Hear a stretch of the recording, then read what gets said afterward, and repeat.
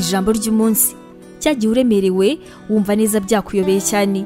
Iyo ubuzima burimo gukomera cyane bisa naho ibintu byose byanze kandi birimo kugenda nabi cyane. Ibi ngibi biba bivuze yuko uri hafi kandi uri hafi cyane rwose kugera ku ntsinzi yawe.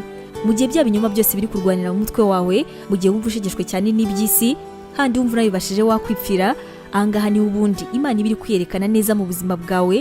Haba habura gatoya cyane ngo ubone imirimo itangaje y'Imana. Birashoboka yuko wahuye na byinshi byaje byitambika mu nzira zawe. Ibi ngibi rwose birashoboka cyane. Bishobora kuba bisa nkaho uko usenze aribwo ahubwo ibintu birushaho kuba bibi cyane.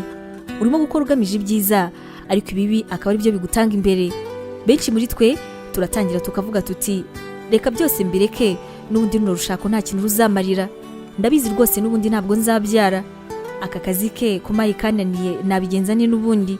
Mu gihe cyose ibintu byose byakugendekeye gutya, zirikana yuko aho kugira ngo wigaye utangire kwica intege umva ibintu byakuyobeye, ahubwo icara hamwe nurangiza utangire uvuga uti nagiye muri byinshi cyane, navuye kure cyane harenze hano, nanyuze mu bintu bikomeye, nzi byinshi cyane biruhije nahuye nabyo, hari ibintu byinshi cyane nahuye nabyo birenze ibi ngibi.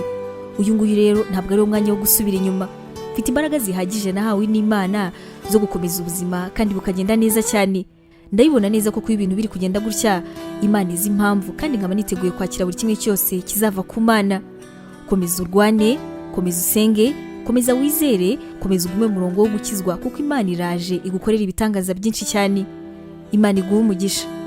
Ubu butumwa mwabuteguriwe kandi mwabugezwagaho na Nibintije Evangelical Ministries International, ariyo mu magambo ahinnye izwi nka Nemi. Tangirana umunsi wawe n'ibyishimo watewe n'ijambo ry'Imana ukora subscribe hano kuri Nemi TV.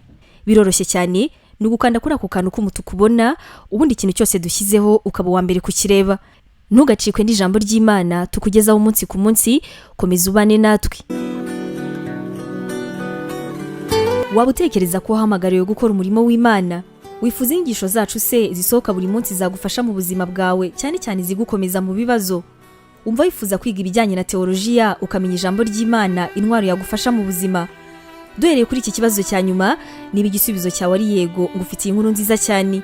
Iyi nkuru nuko tugufitiye ishuri rya teolojiya kandi wigira ku buntu. Mu ishuri ryacu harimo porogaramu zitandukanye zirimo nka Pastoral Studies, aribwo buryo wakwiga kuba umuvugabutumwa mwiza cyane. Tugufitiye kandi Biblical Studies, ariyo masomo atandukanye ya Bibiliya, ndetse na Christian Counseling, inama za Gikristo zifasha gukomeza imitima.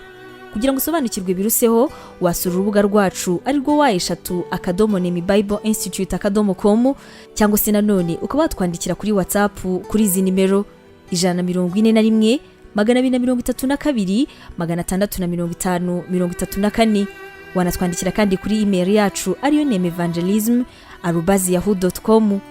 Imana iguha umugisha.